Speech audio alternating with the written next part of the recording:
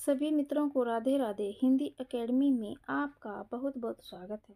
कैसे हैं आप सभी? आशा करती हूँ अच्छे होंगे और अपनी अच्छे से तैयारी भी कर रहे होंगे।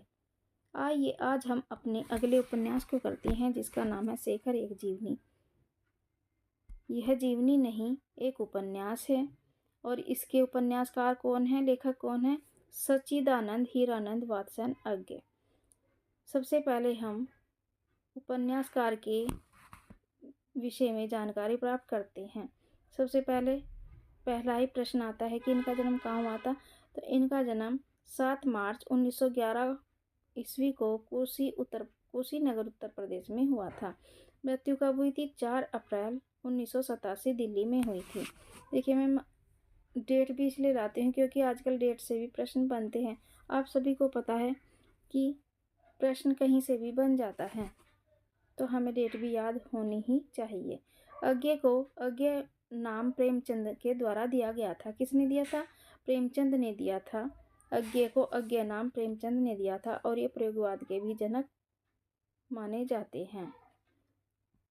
अब आगे करते हैं। इन्होंने नवभारत टाइम्स समाचार पत्र और प्रतीक पत्रिका का संपादन भी किया था। किसका? नवभारत टाइम्स समाचार पत्र और प्रतीक पत्रिका। इनको क्रांतिकारी के रूप में जाना जाता है। क्रांतिकारियों के बीच में इनको साइंटिस्ट के नाम से भी पहचान मिली थी। किस नाम से? साइंटिस्ट के। इनको साइंटिस्ट के नाम से भी क्रांतिकारियों में इन्हें क्रांतिकारी के रूप में जाना जाता है। और क्रांतिकारियों में जो इनके सहयोगी थे वो इनको क्या कहकर पुकारते थे? साइंटिस्ट। 1930 में इसी कारण उन्हें 6 वर्ष के लिए जेल में भी जाना पड़ा था। कितने वर्ष के लिए? 6 वर्ष के लिए। और कब? 1930 में जेल में भी जाना पड़ा था। आप अपनी कॉपी में सारे इम्पोर्टेंट फैक्ट नोट डाउन करते रहिएगा। शेखर एक जीवनी उपन्यास उन्हीं जेल के दिनों की एक उपज है। उन्हीं जेल के दिनों की उपज है, यानी कि जब ये जेल गए थे तभी इन्होंने यह उपन्यास लिखा था। और यह उपन्यास फ्लैशबैक शैली पर आधारित है, यानी कि घटित बातों को सोचकर लिखते हुए यह उपन्यास है। 1964 में 1964 में आंगन के पार द्वार साहित्य पर इनको साहित्य अकादमी पुरस्कार प्राप्त हुआ था। कब? 1964 में। किस पर? आंगन के पार द्वार, जो इनकी काव्य रचना है, उस पर इनको क्या मिला था? साहित्य अकादमी पुरस्कार मिला था। 1979 में कितनी नावों में कितनी बार पर भारतीय ज्ञानपीठ पुरस्कार प्राप्त हुआ था? कितनी नावों में कितनी बार? इस पर इनको क्या मिला था? भारतीय ज्ञानपीठ पुरस्कार प्राप्त हुआ था। और कब हुआ था? 1979 में। सच्चिदानंद हीरानंद वात्स्यन अज्ञे की रचनाएं। अब हम इनकी रचनाओं के विषय में जानकारी प्राप्त करते हैं, जो आपके यूजीसी नेट में हमेशा ही आती हैं। कालक्रम के अनुसार कि मिलान करने के लिए किसी भी रूप में आ सकती है। सबसे पहले देखते हैं उपन्यास शेखर एक जीवनी उपन्यास दो खंडों में। किसमें? 2 खंडों में विभाजित है। प्रथम खंड उत्थान, द्वितीय खंड संघर्ष। और ये कब लिखा गया था? 1940 और 41। अगर आपके प्रश्न पत्र में 40 आ जाए तो आपको 40 भी इसका आंसर होगा, और 41 आ जाए तो 41 भी। कहीं 41 मिलता है, कहीं 40 मिलता है। दूसरी रचना है इनकी नदी के द्वीप। हम इनकी सबसे पहले रचनाओं में क्या देख रहे हैं? उपन्यास। इन्होंने कौन कौन से उपन्यास लिखे हैं? शेखर एक जीवनी इनका उपन्यास है, 2 खंडों में विभाजित है। प्रथम खंड का नाम है उत्थान 1941, द्वितीय खंड का नाम है संघर्ष 1944। और नदी के द्वीप इनका उपन्यास है। जो 1951 में प्रकाशित हुआ था। अपने अपने अजनबी 1979 में प्रकाशित हुआ था। और एक दूसरा है इनका बीनू भगत। ठीक है, अब हम देखते हैं काव्य संग्रह। काव्य संग्रह इनका सबसे पहला काव्य संग्रह कालक्रम के अनुसार भग्नदूत है 1933, चिंता 1942, इत्यलम 1946, हरी घास पर क्षण भर 1949, पावरा अहेरी 1954, इंद्रधनुष रोंदे हुए 1957, अरि ओ करुणा प्रभा में 1959, आंगन के पार द्वार 1961, जिस पर 64 में इनको क्या मिला है? 64 में इनको क्या मिला है? साहित्य अकादमी पुरस्कार। साहित्य अकादमी पुरस्कार इनको मिला है। अब आते हैं कितनी नाव में कितनी बार पर इनको क्या मिला है? इस पर मिला है इनको ज्ञानपीठ पुरस्कार 1979 में। सुनहरे साल 1965, पहले में सन्नाटा बुनता हूँ 1976, नदी की बाँख पर छाया 1981, मरुस्थल 1985। अब है इनकी एक लंबी कविताएं भी इन्होंने लिखी हैं। इनकी एक लंबी रचना या लंबी कविता है असाध्य वीणा, जो यूजीसी नेट में लगी हुई है। नाटक इनका है क्या? उत्तर प्रियदर्शी। अब देखते हैं कहानी संग्रह वेरी वेरी इंपॉर्टेंट। विपथगा 1937, परंपरा 1944, कोठरी की बात 1945, शरणार्थी 1948, जयदौल 1951, ये तेरे प्रतिरूप। फिर है इनका यात्रा वृतांत, अरे यायावर रहेगा याद 1953, एक बूंद सहसा उछली 1960, वेरी वेरी इंपॉर्टेंट। अब देखते हैं शेखर एक जीवनी उपन्यास के विषय में। शेखर एक जीवनी उपन्यास मनोविश्लेषणात्मक पद्धति पर आधारित है। फ्लैशबैक शैली में लिखा गया है और इसमें एक किशोर युवा के विचारों को, उसकी संवेदनाओं को दर्शाया गया है। शेखर एक जीवनी उपन्यास के महत्वपूर्ण बिंदु। शेखर एक जीवनी उपन्यास एक मनोविश्लेषणात्मक पद्धति पर आधारित है। यह उपन्यास फ्लैशबैक शैली में लिखा गया है। यह उपन्यास 2 भागों में विभाजित है। प्रथम शेखर एक जीवनी भाग पहला उत्थान, शेखर एक जीवनी भाग 2 संघर्ष, और जो यूजीसी नेट में लगा हुआ है वो शेखर एक जीवनी भाग 1 1940-41 है। शेखर एक जीवनी भाग 1 उत्थान भी 4 भागों में विभाजित है। यह कितने भागों में? 4 भागों में। उषा और ईश्वर, बीज और अंकुर, प्रकृति और पुरुष और परिस्थिति।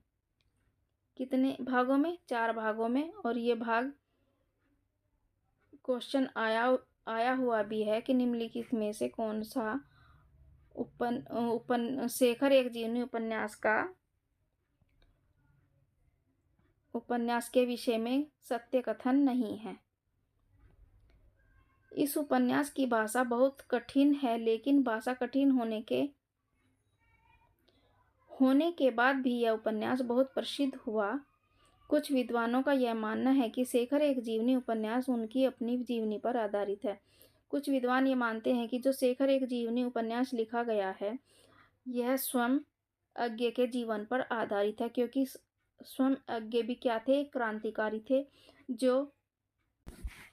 जो उसमें किस में भाग लिया करते थे? आंदोलनों में भाग लिया करते थे। अज्ञे स्वयं कहते हैं, हाँ शेखर कई जगह मुझसे मिलता है, लेकिन आप जब किसी की जीवनी को अपनी जीवनी समझकर लिखते हैं तो आत्मजीवनी ही लगती है। ये किसने कहा है? अपने उपन्यास के विषय में स्वयं शेखर ने कहा है। लेखक ने इस उपन्यास में शेखर के बचपन से लेकर उसके पूरे जीवन का वर्णन किया है, यानी कि यौवनावस्था का वर्णन किया है।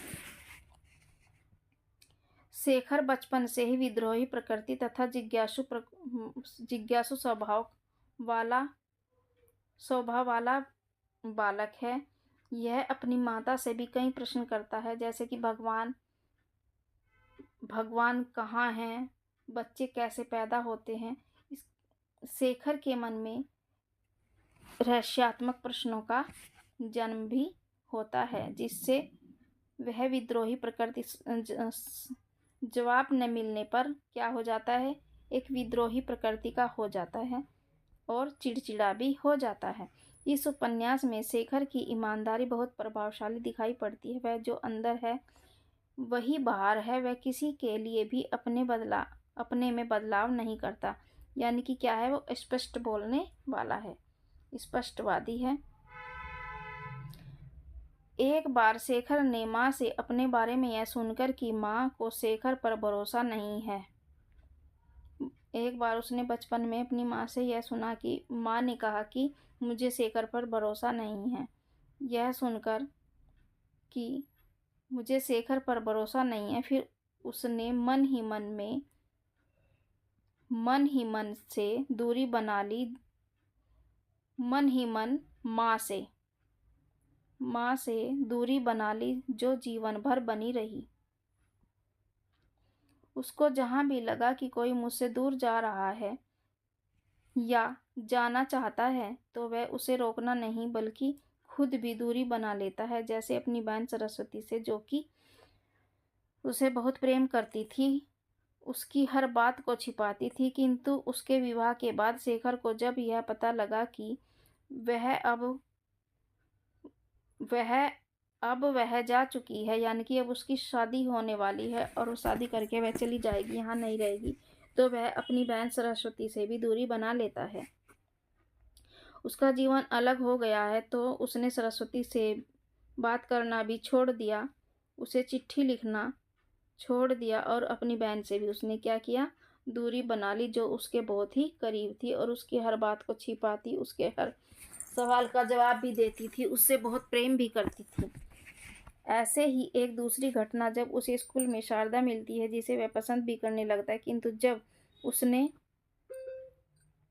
देखा कि शारदा के मन में उसके जीवन में उसका महत्व कम हो गया है, तो उसने शारदा को भी अपने जीवन से दूर कर दिया। इसमें सरस्वती शेखर एक जीवनी की पात्र है, जो शेखर की माँ है, शेखर की बहन है, सॉरी, और शारदा स्कूल में मिलने वाली एक मित्र है। लेकिन जहाँ लगता है कि कोई सच में समझता है, तो वह जीवन पर्यंत उसका साथ नहीं छोड़ता। लेकिन जहाँ शेखर को लगता है कि सच में कोई उसको समझता है, उसकी बात को मानता है और उसको जानता है, वह जीवन भर उसका साथ नहीं छोड़ता। जैसे जो उसके दूर के रिश्ते की बहन है, किंतु वह सबसे अच्छी मित्र बन गई। तब शशि के जीवन के अंतिम दिनों तक उसका साथ नहीं छोड़ा। किसका? शशि का।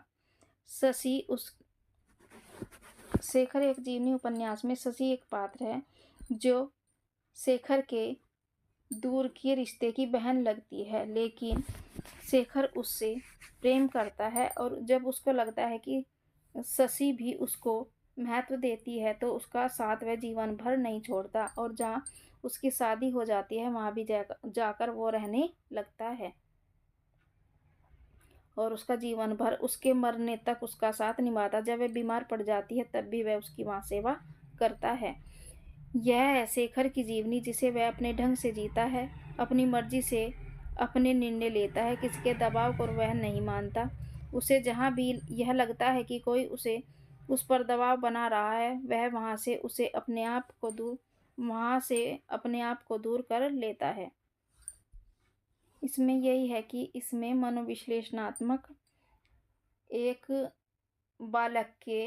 संवेदनशील बालक के मन पर छोटी छोटी बातों का क्या असर होता है, यही इसमें बताया गया है। अब देखते हैं उपन्यास के मुख्य पात्र। शेखर उपन्यास का नायक। सभी घटनाओं इसके चारों तरफ ही घूमती है। शेखर की माँ शशि शेखर की दूर के रिश्ते की बहन और शेखर की सच्ची मित्र भी बन जाती है। सरस्वती शेखर की बहन है। शारदा स्कूल की एक छात्रा है। मणिका शेखर के कॉलेज की लेक्चरर है जो कि शराब पीती है और प्रतिष्ठित है, लेकिन चरित्रहीन है। चरित्र से वो हीन है, जो शराब भी पीती है। हरिदत्त है। हरिदत्त शेखर के पिता। शेखर के पिता अनुशासन प्रिय हैं तथा शेखर पिता की प्रताड़ना का शिकार है। यानी कि जब शेखर कुछ भी प्रश्न करता है या कोई भी गलती करता है तो शेखर के पिता हरिदत्त उसको क्या करते हैं, बात बात पर डांटते हैं। अब देखते हैं अन्य पात्र। बाबा मदन सिंह, यह भी शेखर एक जीवनी का पात्र है। मोहसिन विद्याभूषण है। शेखर का मित्र हीत है। हीत जो पात्र है, इस पर आधारित प्रश्न भी आ चुका है कि हीत किस उपन्यास का पात्र है। रामेश्वर है। अमोल कराम है। स्वामी हरिहरानंद है। रामकृष्ण है और कुमार है। आगे देखते हैं उपन्यास की कुछ महत्वपूर्ण पंक्तियां। वेदना में एक शक्ति है जो दृष्टि देती है। जो यातना में है वह क्या हो जाता है, वह दृष्टा हो जाता है, वह दृष्टा हो सकता है। वेदना में एक शक्ति है जो दृष्टि देती है। कौन? वेदना। जो यातना में है वह दृष्टा हो जाता है। किस उपन्यास की पंक्तियां हैं? शेखर एक जीवनी उपन्यास की पंक्तियां हैं।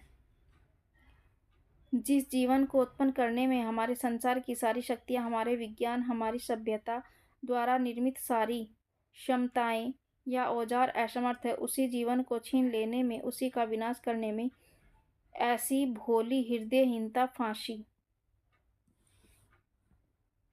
उपन्यास की पंक्तियां हैं।